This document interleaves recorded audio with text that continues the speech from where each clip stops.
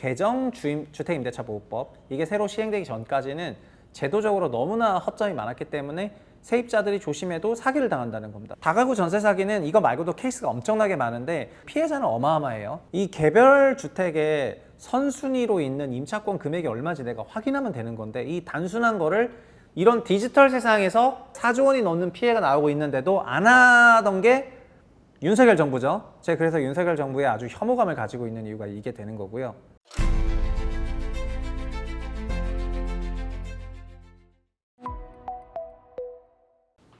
안녕하세요, 최부심입니다. 오늘은 최근에 월세 얘기가 다시 많이 나오고 있어가지고 월세 시대가 오고 있는데, 사실은 이게 전세 사기 때문에 이렇게 가고 있는 건데요. 최근 전세 사기 관련해서 너무나 어떤 중요한 판결이 또 하나가 나왔거든요. 관련해서 좀 짚어보겠습니다. 일단은 올해도 그 서울의 월세화율이 화면 보시면은 서울의 비아파트 월세화율이 올해 74% 찍고 있습니다. 지방은 81% 찍고 있어요. 전국에서는 네 채에서 세 채가 다 월세다라고 보시면 될 것 같습니다. 원래는 55대 45였거든요. 근데 지금 75대 25로 완전 변했고요. 아파트도 월세화가 5년 평균대로 조금 올라갔는데, 아파트는 그래도 5%포인트 올라간 거예요. 5%포인트, 4%포인트 그냥 미세하게 올라간 건데, 비아파트는 20%포인트가 올라갔으니까 비아파트 완전 월세, 지방은 그냥 다 월세, 이렇게 생각하시면 되겠습니다. 사실상 전부 월세죠. 전부 월세라고 보시면 될 것 같아요. 근데 이런 와중에도 최근에 그 연예인 서현진 님이 26억 그 전세 사기를 당했다고 했죠. 그래서 전세 사기 관련해서 연예인들 기사들이 어마어마한데, 서현진 씨 같은 경우에는 20년에 계약하고 22년에 업계약을 하고 1억 5천 올려서 업계약을 하고 26억 5천 달라고 했는데, 계약 만료 때 전세금을 안 돌려준 거죠. 전세금을 안 돌려주니까 자연스럽게 이제 그냥 임차권 등기한 다음에 경매를 한 겁니다. 근데 보시면은 결국은 2020년에 전세가 그렇게 올라갔을 때 그 금액으로 계약하고 5% 연장으로 계약한 다음에 그 다음에 안 돌려주게 되는 건데, 임대인이 그 전세금 받아가지고 뭘 했겠죠. 뭘 했으니까는 못 돌려주는 거죠. 사실 이거는 사기냐 아니냐에 따라 가지고 그건 나중에 이제 판결에 나오지만은, 임차보증금 미반환부터 시작을 해가지고 전세는 진짜 문제가 많아요. 그리고 같은 기사에서 3월에 레이나 씨도 전세 사기 피해를 고백을 했죠. 전세 사기 피해 사연을 들고 보증보험을 들어놔서 자기는 돈을 다 돌려받았지만은 전세 사기범 못 잡았다. 그리고 박세미 씨도 전세 사기 피해를 입었다.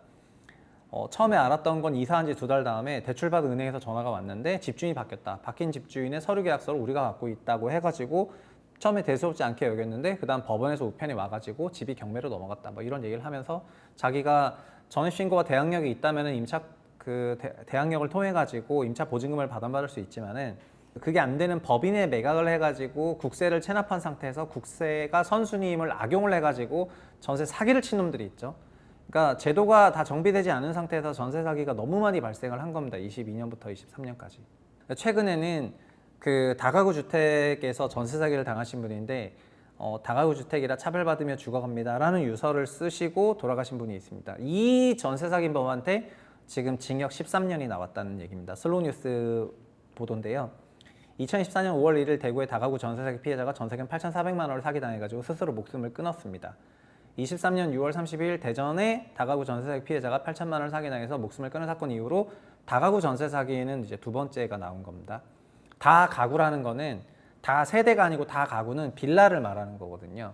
이 빌라는 소유주가 한 명이고 가구 수가 19개까지 들어갈 수가 있는데, 그 다가구에서 전세를 받았던 겁니다. 개별 가구들에게 전세금을 받은 것이 그 건물 가치보다 큰 경우에는 이것이 그냥 소위 깡통 전세가 되는 건데, 그런 상황에서 이제 되는 것입니다. 그 3명의 다가구 주택 전세 사기 희생자가 모두 최우선 변제금을 받지 못했고요. 다가구 주택이 법률적으로 단독주택이기 때문에 현행 전세 사기 특별법상 피해자 구제 방안인 우선 매수권 행사가 사실상 불가능하다.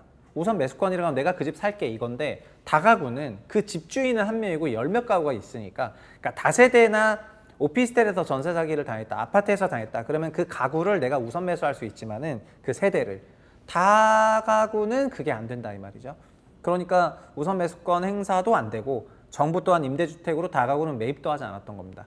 그렇지만 다가구 전세 사기가 23년 4월 18일 임대인의 세입자에 대한 정보 제시 의무를 새로이 추가한 개정 주택임대차보호법, 이게 새로 시행되기 전까지는 제도적으로 너무나 허점이 많았기 때문에 세입자들이 조심해도 사기를 당한다는 겁니다. 저는 사실은 다가구 전세 사기는 이거 말고도 케이스가 엄청나게 많은데 자살을 선택하신 분이 3명이라는 거지 피해자는 어마어마해요. 피해자는 어마어마한데 이 개별 주택의 선순위로 있는 임차권 금액이 얼마인지 내가 확인하면 되는 건데 이 단순한 거를 이런 디지털 세상에서 4조 원이 넘는 피해가 나오고 있는데도 안 하던 게 윤석열 정부죠. 제가 그래서 윤석열 정부에 아주 혐오감을 가지고 있는 이유가 이게 되는 거고요. 근데 이 13년 유죄 판결 받은 사람의 피해자가 87명이고 피해 금액이 71억 8,150만 원입니다. 근데 전부 다가 아니라 임차인 18명, 이게 다가구인데요. 임대보증금 16억 8천에 대해서는 일단 무죄 판결을 냈습니다. 그 이유는 다가구 주택의 잔존 담보 가치가 임대차 보증금을 초과하는 상태였다는 거예요. 계약할 때. 그렇기 때문에 피고인의 피해자들에게 전체 다가구 주택의 잔존 가치나 피고인의 채무 초과 상태를 알릴 법률상 또는 사실상 의무가 있다고 할 수 없다. 이렇게 판단했습니다. 그래서 되게 이 부분이 되게 아쉽습니다. 유서 내용은 이런 내용입니다. 괴롭고 힘들어 더 이상 살 수가 없겠어요. 빚으로만 살아갈 자신이 없습니다.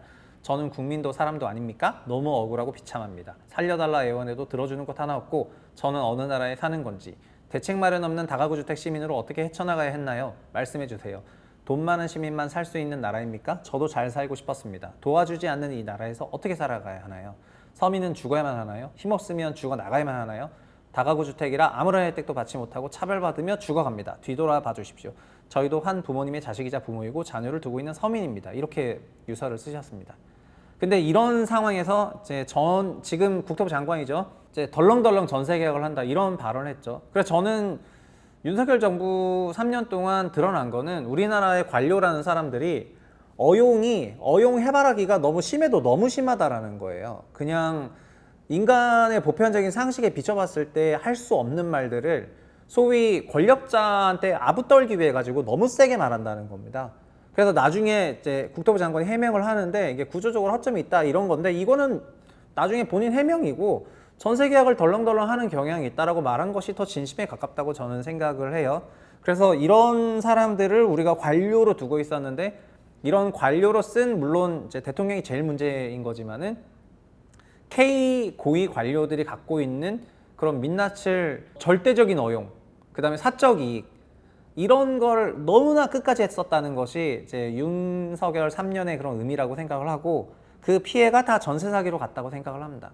그래서 새 정부 인사들도 이제 봐야 되겠죠. 새 정부 인사도 결국 절대 권력 이재명 대통령에게 아부 떠는 사람도 있을 거고 오만 사람이 있겠지만은 근데 상식적으로 말해도 전세 사기 같이 수만 명의 피해자가 있는 피해 금액도 수조 원인 레벨의 그 사고를 막 눈 가리고 무시하고 피해자만 그냥 막 구제한다고 얘기하고 피해자 탓을 하고 이거는 진짜 상식이 아니잖아요. 그래서 이런 거에 시장이 어떻게 대응을 했냐면은 결국은 B아파트 전세 못 살겠다로 대응을 한 거잖아요. 아, B아파트 못 살겠다. 그냥 아파트 전세가 제일 안전하다. 소형 아파트 전세 들어가면 되지. 노후 구축 아파트 재건축 전세 들어가면 되지. 그리고 이런 개별 빌라나 이런 B아파트 쪽은 그냥 이제 살게 되면 월세로 사는 거거든요. 그래서 이게 3년간 돌아가니까 22, 23, 24 이렇게 돌아가다 보니까 아까의 그 55대 45가 75대 25로 변한 거 아닙니까? 그래서 지금 현재 이 모든 것이 아파트 전세가가 올라가는 데 있어서 수요의 쏠림을 만들어내고 있습니다. 그 수요의 쏠림을 만들어내는 것 때문에 사실은 전세가가 상승하는 거에 가장 큰 동인 중에 하나인데 전세시장 개혁 없이는 부동산 안정이 없겠죠? 그래서 전세 개혁이 근본적으로 있어야 되는데 전세 대출부터 시작해서 전세시장 고칠 게 산더미 같은데요.